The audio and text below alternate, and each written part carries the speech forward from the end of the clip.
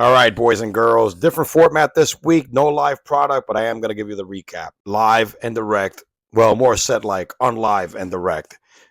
We have week 2 of the Midtown Brigade Fantasy Football League, the greatest fantasy football league. And it was all about the injuries. A lot of teams had a lot of players injured, including the team that I was playing, which I'm glad. Your boy, first matchup of the week is Garbage Man is back against New York City Rico. And like I was saying, man, New York City Rico had more people out than he had in. His shit looks like a freaking ambulance cell up in his bench. Puka Nakua on IR. You have Brown last minute out. Kenneth Walker out. Moster out. I mean, he had so many people out that he had garbage. I'm glad I wasn't playing my full throttle. A complete bashing and shellacking after me losing week 1. Of course, led by Jalen Hurst, who had 27 points. Again, running game struggling, but CeeDee Lamb, my number 1 pick. Thank you, League, for letting him fall all the way to number 8 at 22 points. Big story of the game was London. Drake London had himself a monster game at 17 points, 6 receptions. I think that touchdown kind of saved the day. For Rico, look, Baker Mayfield was the big dog, and Kittle. And, of course, James Conner. After that, everybody that he put in order to cover out for his injuries was Jaleel McLaughlin, who was 0.6 points. Jahan Dotson, last minute addition. There was nothing crazy about that. Tyler Johnson, another add-on. And, of course, Evans had a disappointing outlook. Not today, Rico. Rico's 0-2. He needs to start scrapping his way in. Luck is not going his way. Your boy Garbage Man is back, baby. 1-1. Let's go to the next matchup. Big Moondog and Team Bring It. Big Bro against Little Bro. More like Middle Bro. That's Big Moondog, I'm sorry. Dak Prescott got his ass whooped. Threw for 2 interceptions by the Saints defense. Tony Pollard, man, had solid back-to-back weeks already. 15 points. Najee didn't show up. Jamar Chase didn't show up. Jalen Waddle didn't show up. Of course, it was that disaster of Thursday night. Hey, Luis Sivas had himself 2 touchdowns. This guy's catching touchdowns. All he does, nothing much than that for Big Dog. Big Brother, huge games from Kyron Williams, who is going to be the entire offense. Jefferson, monster game with that 92-yard bomb that he caught. Of course, most of those points. Devontae Adams still got it, baby. It was a comeback win by the Raiders, and Devontae Adams was all over the freaking place. The Steelers defense came up big. Nothing major here on the bench. Brock Purdy with 20 points and a disappointing loss. Jameson Williams had himself another double-digit point at Eckler. So, again, with all these injuries, Team Bring It has some debt on the bench.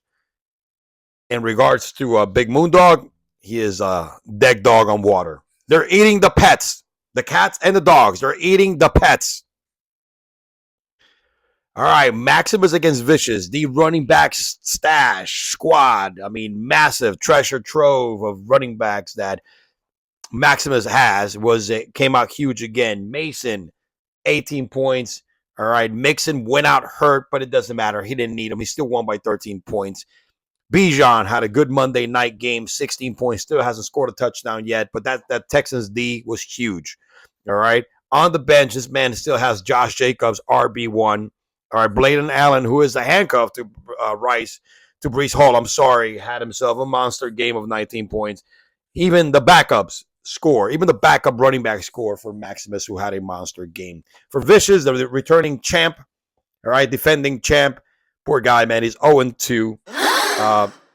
Anthony Richardson, who I have in another league, came up and drew up a goose egg, had a horrible game with 3 interceptions.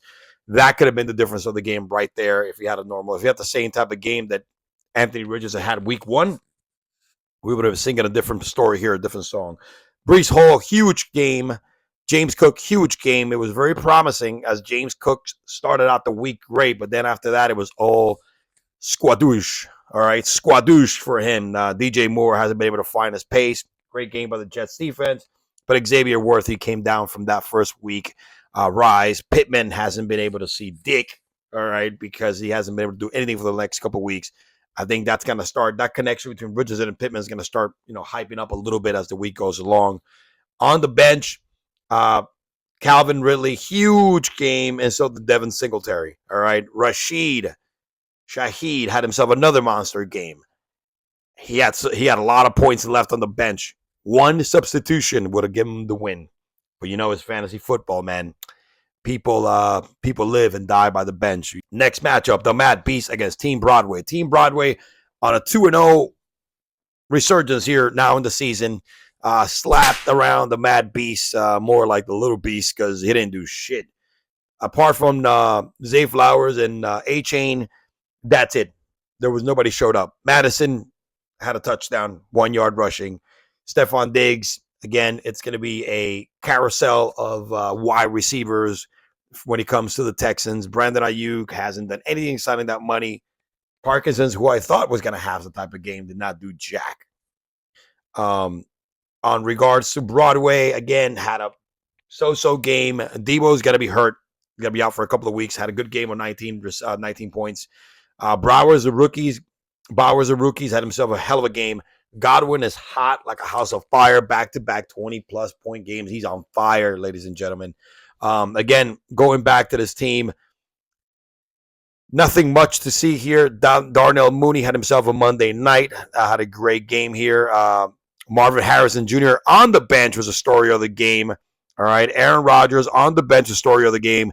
We see he has some pieces, and I think we will not see Marvin Harrison in Team Broadway's bench much longer. I don't think that's going to happen. And we will see probably Aaron Rodgers start more than Matthew Stafford based on the fact that Matthew Stafford has no wide receiver. They've run out of wide receivers to throw the damn football to. But Team Broadway is 2-0. He is lighting it up in those Broadway streets up in Uptown Manhattan, baby. Que lo que? New era against Happy Endings, formerly known as Cut My Balls. Big loss. Cut My Balls lost their captain, their ace. All right, Cooper Kupp to injury is going to be out for a few weeks.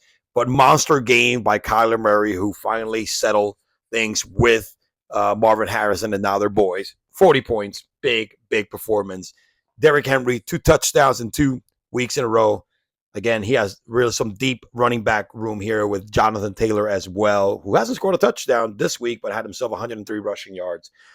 Devontae Smith reaping the glory of not having A.J. Brown in the lineup, had himself a 20-point game. J.K. Dobbins, again, on fire, back-to-back weeks, over 100 rushing yards and a touchdown. Until he gets hurt, this guy's going to be the truth. Had Nico Collins on the bench for 28 points, which is crazy. You know, Nico on the bench with 28 points.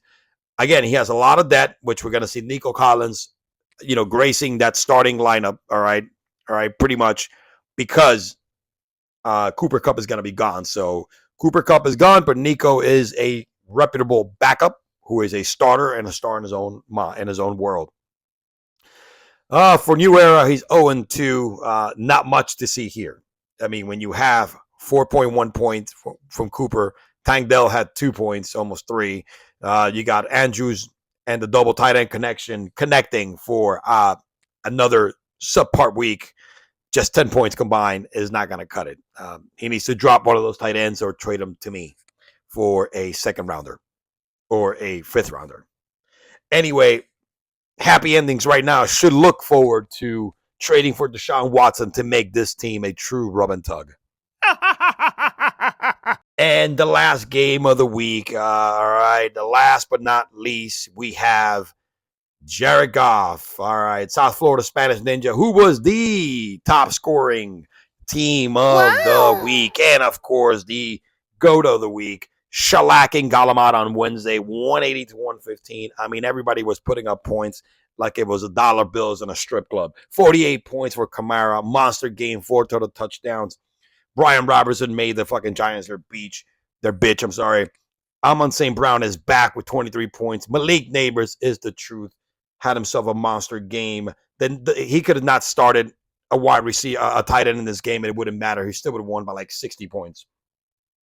Big loss. Isaiah Pacheco is going to be out for a few weeks. That's a huge loss. He put in Taysom Hill at the last minute when Evan Ingram was, taken out as a scratch. But again, he has a very deep team as well, and it's going to be huge. He was the absolute stud of the week. Galamad on Wednesday came back to reality after a strong week 1 performance. It was all DK Metcalf. 32 points. He was his best player. After that, Brandon Cook, I don't know what the hell was he doing in the starting lineup, but it didn't matter because it didn't matter who we put there. We still have a shitty ass game. Brandon Aubrey was his second highest scoring, almost third highest scoring. He dropped him 17 points. Brandon Aubrey is a stud at kicker. But it was all DK Metcalf and nothing else. Josh Allen did not have to do much. That's kind of one of the screw up. But it didn't matter. If Josh Allen would have had a good game, he still would have lost to Ninjas, who had a stud of a week. Again, everybody, that was your recap for week 2 for the Midtown Brigade Fantasy Football League. Thank you, everybody, for tuning in. Different format. Did not go live because I have a lot of things going on this week, and I don't have time during the evening. But thank you for everybody watching and tuning in until week 3. This is your boy E-Man, owner of Team Garbage Man, is back from the Midtown Brigade Fantasy Football League. Let's go. Yo!